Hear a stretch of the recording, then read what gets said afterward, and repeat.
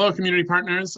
Thank you for joining us today to talk a little bit about how to craft a career day speech or a presentation. My name is Adam Lindemulder, and I am the College and Career Readiness Partnership Specialist at Communities and Schools of Chicago. For those of you who are not familiar with our work, CIS of Chicago is a dropout prevention organization. We work with schools throughout the city of Chicago and help them connect to no-cost services that can fall under college and career readiness, where my focus is, but also under the arts, physical health and wellness, and behavioral and mental health as well. One request that we often get from schools is how to connect with professionals to talk about their careers and to share about their experiences so that students can know more about the jobs that are out there. And so today I'm really excited to talk a little bit more about how you can do that and also how we can even do that virtually. What I wanted to do today was to briefly talk through what a career day speaker could look like, what types of things to expect as a career day speaker, what things to include in the speech that you're giving. And then right now we're in the midst of the coronavirus pandemic.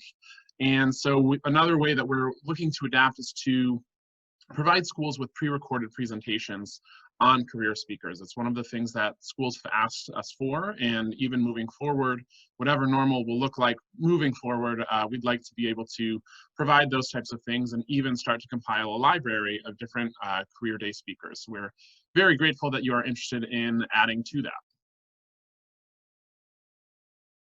So really what to expect for a career day can vary depending on the school that you're in and the way that they'd like to do it. Even if it is just a classroom presentation, sometimes that looks like being in one classroom and you stay there as students come to the classroom for different class periods.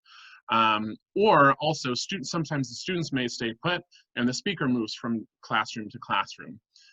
Typically you would hear from the school administrator or teacher that you're working with beforehand, so whatever that is, you can know what to expect going in there. Other times you'll see career fairs, right, where maybe at the school gym or auditorium, different career speakers will set up at a table and students or families can come to you to talk about your career as well. That one is going to look a little less formal than the actual presentation you would have in a classroom, where they may give you a full class period to be able to speak and give examples and talk like that. And now, as I mentioned earlier, pre-recorded presentations is another way in which schools can still connect with career speakers. And we'll talk more about what that looks like later on in this presentation as well. Really, one thing though that is consistent to all of those formats is the need for clear communication with the school and flexibility in your presentation. So you want to make sure that before you show up at the school, that whoever your main contact is, that you've talked with them to know what to expect and what they expect from you as well. So that will allow you to prepare your speech and what you would like to say for that. Even with that clear communication though, right, on the day of, it still might require flexibility in how you do it and the time that you're allotted or moving around, right? So it's to expect the unexpected and be ready for that, and to take it as it comes and not necessarily freak out if those changes do happen, because they will occur. As far as talking about what you want to talk about in your career speech, I want to share just a few best practices around that and some things that some people maybe don't consider, when they are talking about their career or even their specific job right now. The first is a no-brainer. So always make sure that you start off with your name and an introduction to your role. Just like I did at the beginning of this presentation, you want to know who the person is that is speaking and also what your job title is. If your job title is maybe not necessarily clear on what your role is, it will require some elaboration there just to share more about what that means to be a college and career specialist, or what it means for whatever that may be. And other things that people sometimes forget to consider is an educational background. What does a student need to know that they have to do in order to get to your role or to get to the place that you work? So that could be a college major, how you chose to study that in college, whether or not your college major is related to what you're doing now. I know for many people that is not necessarily the case, that they might have studied English as an undergrad, but now have moved on to work in marketing or something like that. So how did you choose that, and how has it related to your job choice, if at all? Degrees needed, whether that is a college degree, professional degree, whether or not it's trade school that you are required to go to in order to be trained for your job. It's important for students to know those different pathways and what those different things mean as well. And then also a career path to your current role, right? None of this is happening in a vacuum, and I'm sure any of us have had different experiences, whether that's internships in college that we took, whether that is, you know, our first job and what we learned there, and how each of those has helped prepare you to get you to where you are.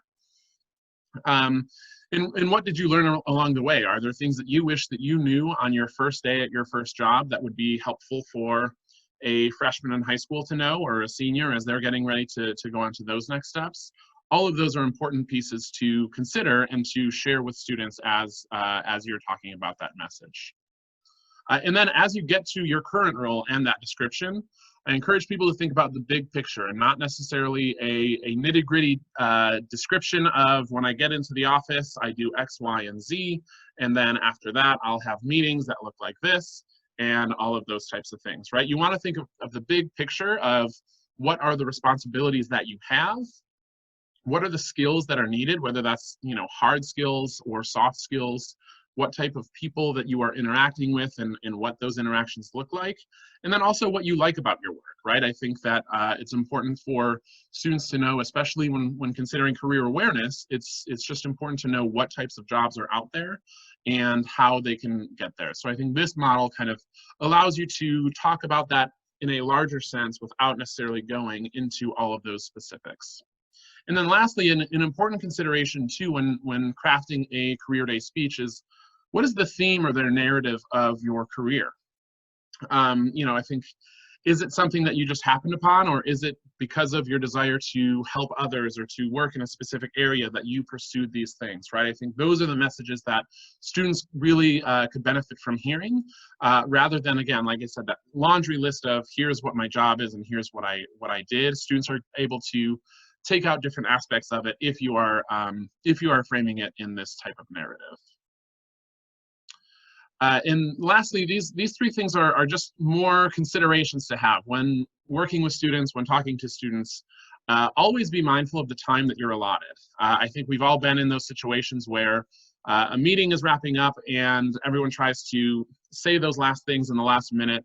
Same with a classroom, right? If the bell is ringing to change to your next class, no one's going to really get much out of hearing those last 30 seconds really said quickly and jamming that in there. So make sure that you are keeping an eye on the time that you have, and also adapting as you need to. If you realize that you are running long, then find which places that you can cut out in order to stay on track. And if you're running short, what are some activities or other things that you can have students doing to learn more about your work and also fill the time that you were allotted? Be age appropriate. This goes without saying, but you know what a 7th grader needs to know about your career and your work versus what a senior in high school may need to know is going to look different, right? So try to put yourself back into the shoes of whatever grade you'll be speaking with, and be able to adapt what you want to say based off of what that student should know.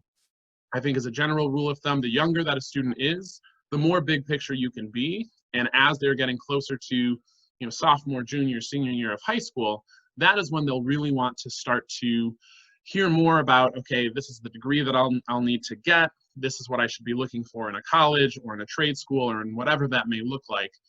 You want to be age appropriate even in the content of what you are saying. And lastly, have fun. I think that's a simple tip, but it goes a long way when working with students. If you seem nervous or if you seem like you don't want to be there, the student isn't necessarily going to want to listen to that message, right? So if you are having fun with it and seem enthusiastic about the work that you do, a student is going to hear that and also share in that enthusiasm. So make sure that you are enjoying yourself as you take advantage of that opportunity. Additional considerations, if you are interested in maybe recording a video of yourself giving a career speech, there are additional considerations and things you just want to make sure that you are keeping track of. First is to make sure you can be seen and be heard, right? If you are doing that through whatever recording option on your computer, do a quick test video and see if the lighting is okay. See if they can hear your audio okay as well. This is something you always want to be doing, but state your objective. I think especially if it is a brief video where you're talking about your career, open up by saying that. Today I'm going to talk about the job that I currently have, but also the steps that I took in order to get into this position today.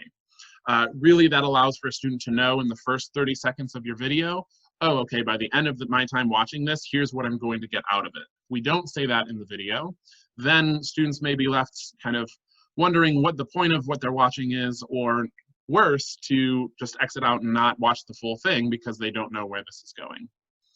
And then I'm sure that you've all seen this as you've watched YouTube videos or things like that too, but you want to be mindful of the time for this as well. At CIS of Chicago, we've been saying a 10-minute maximum for a pre-recorded video for students. That allows just for it to cover the things that you need to cover, but then also not go so in depth that a student is sitting in front of their computer for 20 minutes and listening to you talk, right? It's kind of that happy medium for that. And I think the more that you can condense that message for the video, the better that will be.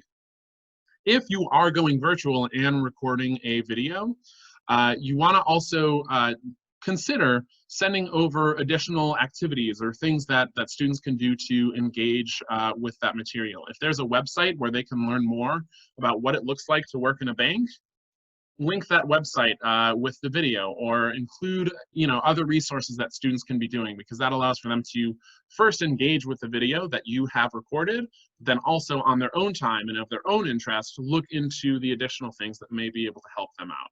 So those are things you can definitely do in person, but I think especially if you are opting to record a Career Day speaker video ahead of time, these are 3 things you very much want to be cognizant of. And really that is all that I wanted to share today on recording a career speaker video and just the best things to consider for that. If you are interested in providing a video to send out to schools talking about your career, or even just in talking more about opportunities where you can share your career with students in CIS partner schools, please feel free to reach out to us at info@cisofchicago.org, and we'd be happy to answer those questions and to work to connect you on those things. Thank you for taking the time to watch this video today as well, and I look forward to hopefully hearing from you soon.